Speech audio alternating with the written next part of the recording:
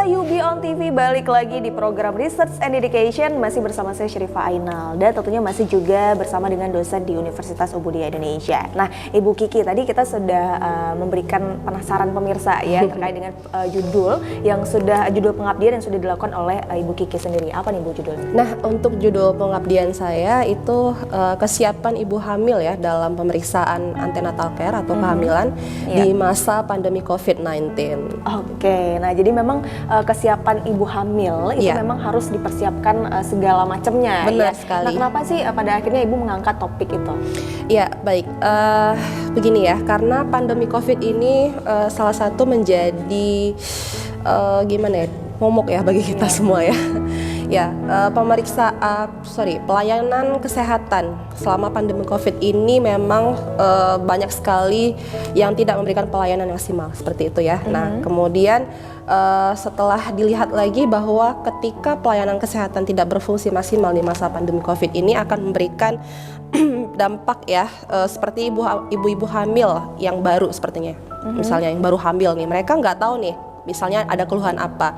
Kalaupun memang ada solusi dari pemerintah kesehatan selama pandemi COVID untuk mengeluh melalui telegram atau telekomunikasi, itu sepertinya kurang efektif. Nah, jadi pelayanan kesehatan sudah mulai dibuka. Nah, jadi bagaimana nih kesiapan ibu hamil ketika akan melakukan pemeriksaan kehamilannya di masa pandemi COVID? Apa aja nih yang mesti disiapkan? Seperti misalnya pengetahuan ibu hamil sendiri tentang bagaimana tetap menjaga ya protokol kesehatan selama COVID-19 gitu. Kemudian apakah ada dukungan dari keluarga, kemudian dukungan dari para kader kesehatan, kemudian apakah ada dukungan dari tenaga kesehatannya sendiri, seperti itu. Oke, nah jadi memang kesiapan ibu hamil itu banyak yang harus dipersiapkan. Banyak sekali. Ya, mulai dari mental ya dan sebagainya.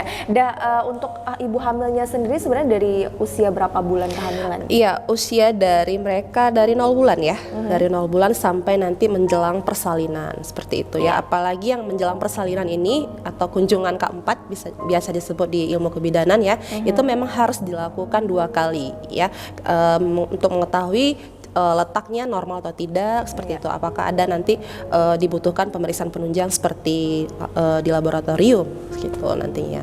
Oke, nah jadi memang ketika ibu melakukan sosialisasi nih, gimana sih antusiasnya ibu-ibu yang ada di sana? Iya, antusias sekali warga ya. Mereka mengatakan bahwa ada sih celutukan-celutukan dari warga. Saya bukannya nggak mau ini pemeriksaan kehamilan, ya. Saya takut ketika ada kerumunan warga itu akan memperparah risiko tertularnya COVID-19. Juga ada isu-isu bahwa vaksin yang sedang digembar-gemborkan pemerintah sekarang itu nanti akan dicampur dengan vaksin misalnya vaksin TT ya, seperti itu untuk vaksin kehamilan pada ibu hamil, seperti itu. Itu pola pikir yang sangat-sangat sebenarnya nggak harus disebarluaskan, seperti itu. Salah memang itu. Nah, itu sih yang kita harus luruskan di masyarakat, seperti itu ya. Iya, nah jadi memang ibu-ibu di sana kadang suka pikir negatif dulu, benar. Gitu ya. Padahal itu nggak seperti itu loh. Gitu. Makanya ada Ibu Kiki yang memberikan penjelasan seperti ini sebenarnya gitu, hal-hal yang positif kesiapan ibu hamil. Tapi memang sih ibu hamil itu ya kadang ada sensitifnya gitu. Ya, sensitif ketika memang kesiapan COVID ini kan benar-benar ada penyakit yang luar biasa, virus yang luar biasa gitu. Jadi emang harus diperhatikan juga nih Ibu. Nah, persiapan apa nih ketika Ibu sudah sosialisasi, apa aja yang Ibu berikan ke masyarakat di sana? Baik, ketika kita melakukan penyuluhan atau pengabdian kepada masyarakat, yang pertama sekali itu kita melakukan seminar ya, seminar face to face ya. Kita memang harus perhatikan social distancing ya, jaraknya untuk dari satu kursi ke kursi yang lain itu berapa jaraknya, mungkin ada sekitar 1,5 meter. Kemudian setelah melakukan penyuluhan, kita beri dulu kuesioner nih ya, kita beri sebelum melakukan penyuluhan kita beri kuesioner beberapa hal yang memang diperhatikan ketika selama masa pandemi COVID, tentunya khususnya pada orang-orang yang ibu-ibu yang hamil, seperti itu. Nah, ketika kita lihat hasil kuesioner mereka itu ternyata banyak sekali pengetahuan ibu hamil yang masih kurang ya terkait bagaimana menjaga kesehatan selama kehamilan, bagaimana mereka harus menjaga protokol kesehatan selama pandemi COVID ini, begitu. Nah, ketika sudah dilakukan penyuluhan, kita beri lagi kuesioner, nah pengetahuan mereka meningkat. Nah, seperti itu. Jadi untuk kedepannya mereka lebih siap ya ketika melakukan pemeriksaan antenatal care pada saat pandemi COVID ini, selama pandemi COVID, seperti itu. Iya, nah jumlah ibu-ibu di sana sebenarnya seperti kerumunan atau memang gimana? Populasi untuk ibu hamil sendiri di wilayah kerja itu memang sekitar nggak banyak sih, ada 68 orang, tapi itu kan termasuk banyak ya kalau dikumpulkan dalam satu ruangan. Jadi kita bagi sesinya, mungkin ada untuk di hari ini berapa orang, kemudian di hari berikutnya itu orang-orang yang begitu lagi. Iya, tetap menerapkan protokol kesehatan. Iya, jelas dong, harus menerapkan protokol kesehatan. Pengabdian masyarakat ini juga luar biasa, edukasinya langsung oleh Ibu Kiki ke masyarakat. Benar. Gitu ya. Jadi memang harus diterapkan kepada dosen-dosen juga di Universitas Al-Budiah Indonesia. Benar sekali. Nah, untuk tadi kita bahas tentang kesiapan ibu hamil ya dengan ada pandemi COVID-19. Nah, apa sih masalah yang sering gitu terjadi ibu hamil yang mengadukan nasibnya gitu ya, keluhannya seperti keluhannya lebih seperti tepatnya apa, ya mereka ya biasa ya, kalau ibu hamil keluhan yang untuk di trimester pertama itu sering mual muntah, kemudian susah tidur, sering buang air kecil. Nah, itu bagaimana kita memberikan asuhan kepada mereka ya.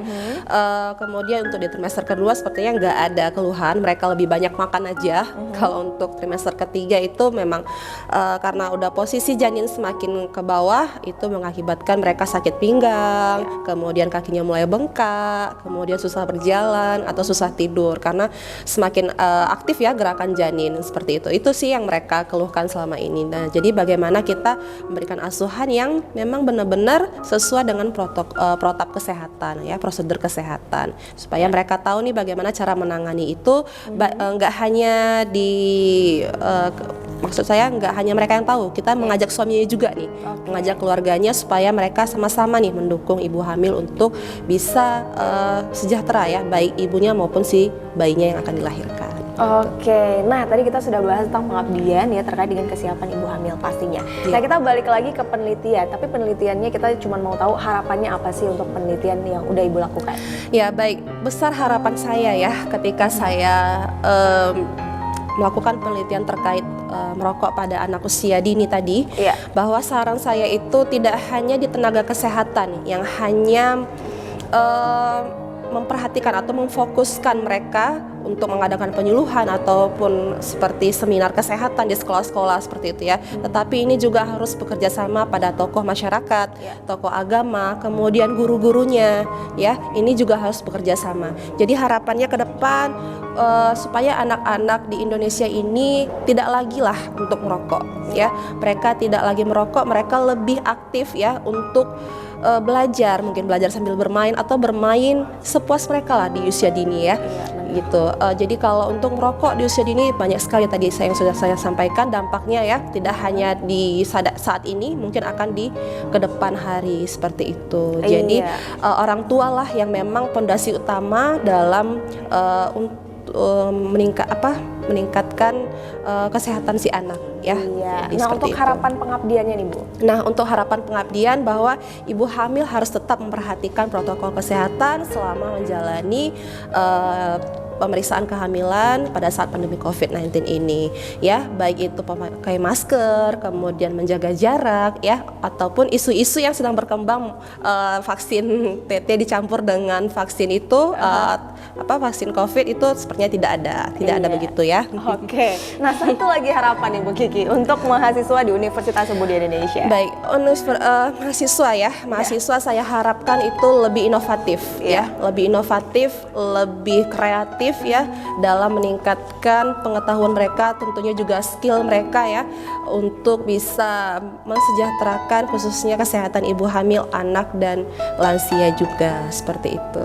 Oke, nah jadi buat mahasiswa di luar sana mungkin yang mau menjadikan referensi penelitian Ibu juga boleh banget ya. Nah, jadi memang harapan dari Ibu Kiki juga untuk adik-adik yang usia sekolah dasar juga jangan sampai ada yang merokok, terus yang ibu-ibu hamil jangan negatif terus ya, ada positifnya juga juga kok ya dengan Baik. edukasi yang sudah dilakukan oleh Ibu Kiki. Nah, tentunya nggak kerasa nih Bu Kiki, kita udah di akhir segmen ya kan, kita sudah berbincang dan juga mengulik bagaimana penelitian dan juga pengabdian yang sudah dilakukan ya. Kalau gitu langsung aja kita pamit dulu ya Ibu ya. Baik. Langsung aja saya Syarifah Ainun dan juga Ibu Kiki, sahabat Nuriski. iya, langsung aja kita pamit dari hadapan Anda. Sampai jumpa di Research and Dedication di episode selanjutnya pastinya. Sampai jumpa.